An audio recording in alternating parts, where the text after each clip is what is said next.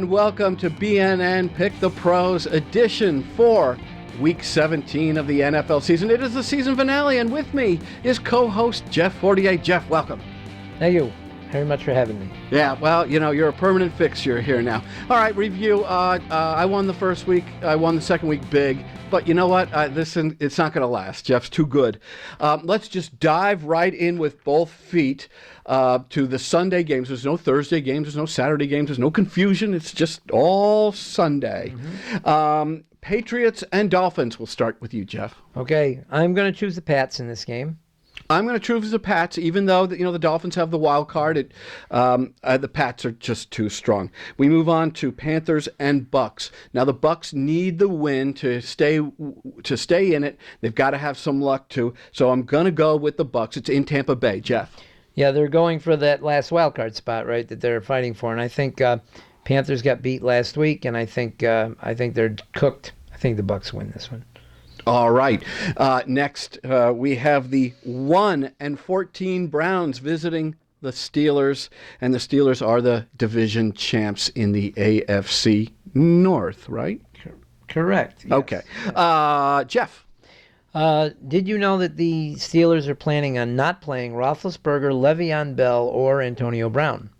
I did not know that. I know that may be a recurring theme, but go ahead. Yeah, I'm still going to take the Steelers over the hapless Browns, even though they won last week. Okay, I'm going to take the Steelers too. We move on to the Cowboys and the Eagles. Originally I had picked the Eagles because I thought it might be a trap game. Cowboys looked just too darn good last night, or this past week against the Kittens, and so I'm going with the Cowboys. Jeffrey. I'm a Cowboy fan, but I think this is the loss they're going to take. I think the Eagles win this one because I think Dallas will be resting some of their. They really don't have anything to play for. Let's editorialize. I'm a fan of playing the guys. Yes, injuries happen, but you rest people. You don't have that momentum. You have to kind of hit that crescendo again. I'm not a fan of that. What about you? Neither am I. No, I believe you should always try and win the game. Put your best players out there, and I don't want to call it take your chances because things do happen. But I believe you have to play your best players and try to win the game. And I don't know that they're going to rest anybody. I guess Romo may take a couple of snaps in the fourth quarter, maybe or something. But I'm just thinking. I just got a gut feeling with the Eagles to win this one. All right. Ravens, Bengals. I guess I'll start. The Bengals coach, they say his days are numbered. He's going to, quote, Marvin Lewis, set to, quote, possibly retire. We're going to talk about coaches and departures over and under in just a minute. It's kind of our bonus run. So I'm going with the Ravens. You? Yeah, I'm going to go with the Ravens here. The Bengals have been a big disappointment this year. I don't see them bouncing up to win this game. Jaguars and Colts. Jeffrey? Jaguars upset last week and won a game, but I don't see them doing two in a row. I'm going to go with the Colts. I'm going with the Colts, too. We've only diverged on one game. Bears and Vikings. It's in Minneapolis. I'm going to go with the Vikings, even though the game is meaningless. I can't go with the Bears here either. They haven't won that much at all. So I'm going with the Vikes. All right. Hapless Bills versus more hapless Jets. Ryan brothers gone. You know what? And also the quarterback's been benched. Yeah, I saw that today too. So I'm going to go with the Jets in this one, believe it or not. I'll diverge. I'll go with the Bills, just so that now we've got two games where we've diverged. Last 1 p.m. game, division champion Texans versus the Titans, with obviously no without Marcus Mariota. Yeah, that's right. He's brought a broken leg. So I'm going to go with the Texans as they strive toward the playoffs. I will go with the Texans as well. We move on to 4:30. Raiders, Broncos. I'll take it.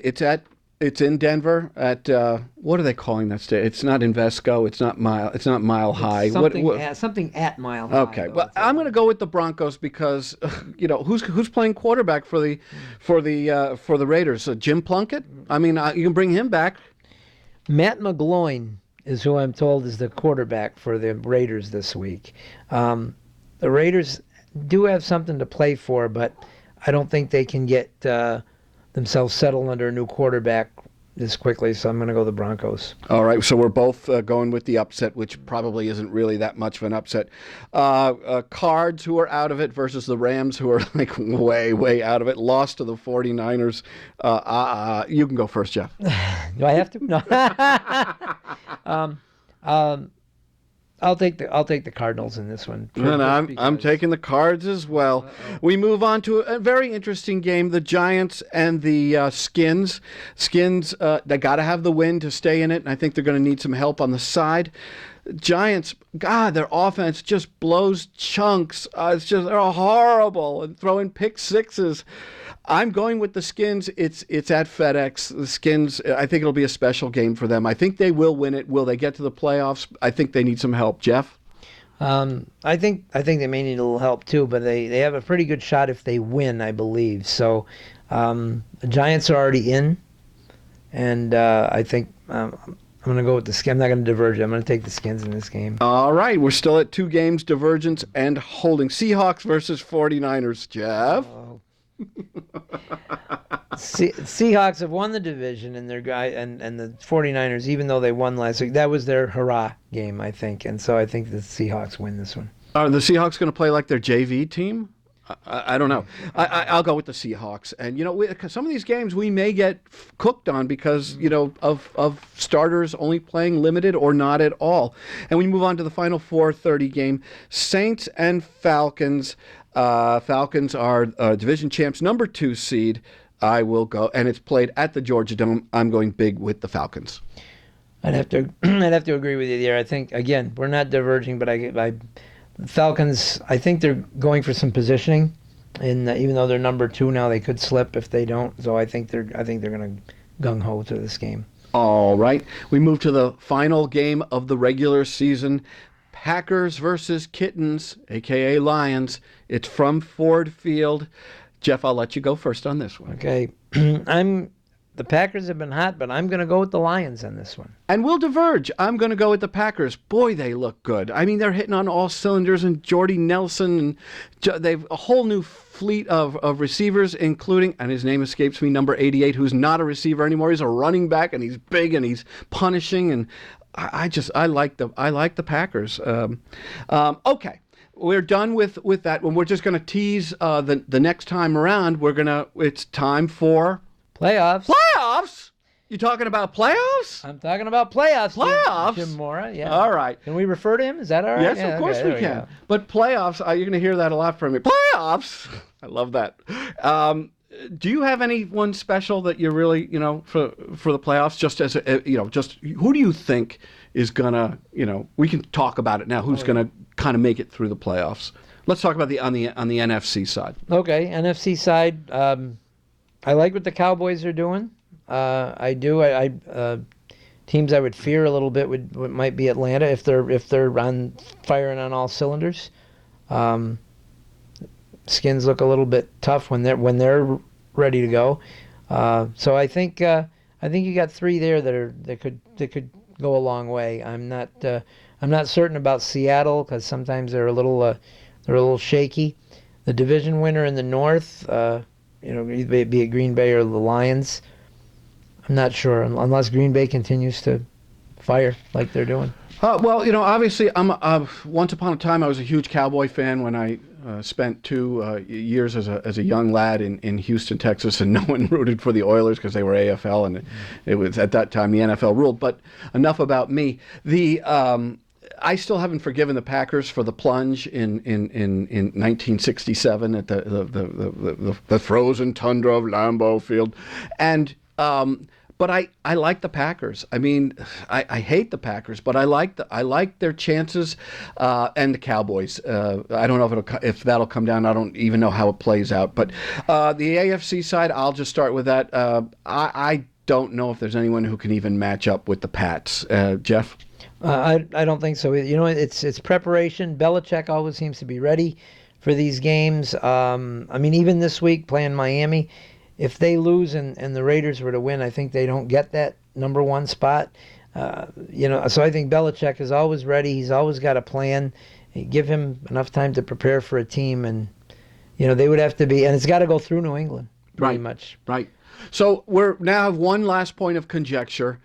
Black Monday is coming up, and the question is who will stay and who will go. Now we've had three coaches, Jeff, leave. That being the Ryan boys were just ushered out of Buffalo. We had, and you help me with the others. Jeff Fisher. Yep. And I the name of the Jacksonville coach escapes me. I think he was fairly newly hired. I didn't really recognize him as a name coach. Okay, so we have three down. What we're going to do is do a little over-under, and the question is on Black Monday. Yeah, we'll say by the end of Black Monday, we'll put the over-under at 6. We're halfway home there with 3. So Jeff, over or under? I'm going to go over by 1. I'll say there's 7 changes. 3 have already happened, so I'll say there's 4 more. Okay, these are 4 more. Would you know what the usual attrition rate is? Before you do that, I'll diverge. I'll say, what if it's 6? Is that a push?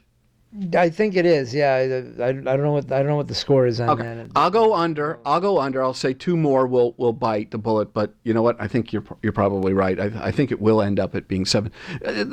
6 out of 32 is 1/5, 20%. Is the attrition rate traditionally about 20% of the coaches say goodnight on Black Monday? I think it probably is. That seems to be a common thread through the years, that there's a good handful of coaches that end up being, let go on Black Monday. Well, very good. We thank you for being with us here in the season finale edition of Pick the Pros, Scab and Bleed, here on BNN.